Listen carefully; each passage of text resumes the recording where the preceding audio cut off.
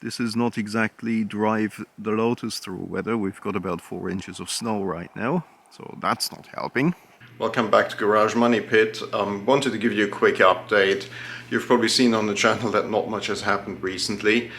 And that's partially because I'm working on a vehicle that I'm not planning to film. We can have a quick look at what's going on right here. Well, and here's the real reason nothing's happening on the Lotus.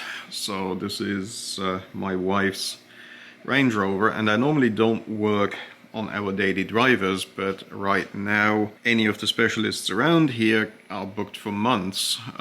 So I'm trying to trace a misfire and I need to go find parts, and everything takes 3 times as long for all the usual reasons. So this one's currently blocking the bay that I need for the Lotus. Hopefully we'll get that out of here within a few weeks, ideally within a week or two.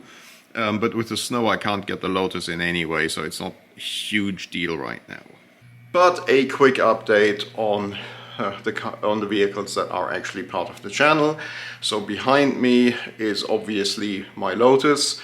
That really hasn't turned the wheel recently.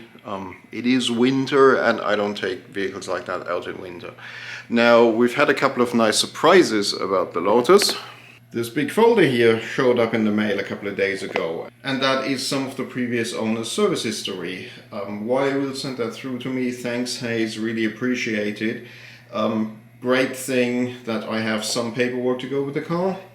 I also finally managed to find some speakers and head units over at Crutchfield. As you know, with all the supply issues, these things have been out of stock for quite a while. And I wanted a decent head unit that's digital only, so it's a bit more compact, easier to fit and all that. And some decent speakers to replace the ones in the front that are all cracked up. And I got this as well. So this is obviously a little ratchet with some inserts, but the important part is you can see, well, just about see, it's got very little depth to it. Hopefully I can get that one in here and here and undo those bolts. We'll see once I actually have some space to work on the car. This garage is way too full to work and film.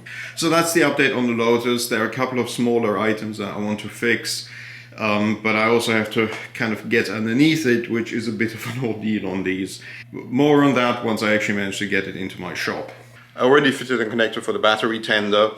That showed me there's a little bit of rust under the battery. The battery is in pretty bad shape anyway, so I'm probably going to replace the battery, do a few other things, but again I'm trying not to turn this into too much of a project and hopefully mostly have driving footage for you. Well, quick update on the BMW. There's not really much going on. Obviously right now all the bikes are hibernating. There is snow on the ground outside, and I'm getting too old to ride in winter. Slightly disappointing with this BMW. I had to get a fuel pump recall done, which Bob's BMW down in Baltimore took care of. They did a great job. The fuel strip also was bad, so they basically replaced it, obviously with me paying for the part as part of the recall. And unfortunately that fuel strip lasted less than 1,000 miles, so this thing has a dead fuel strip already. I have to talk to them about it. It's still within warranty. It's a little bit frustrating and hopefully not the way things are going to continue to go with this vehicle. And a quick update on the BRZ, which is unfortunately also a non-update. So the parts are still basically on order, and I'm being assured that they should show up soon. Again, we know everybody's dealing with supply chain issues, so obviously we're dealing with supply chain issues here as well. I also did a little bit more research on the issues I was seeing, and unfortunately this is apparently not an uncommon issue. There is a TSB out for it, and the TSB says that, you know, obviously you change the cam variators first, but this may or may not include and go up to replacing the ECU.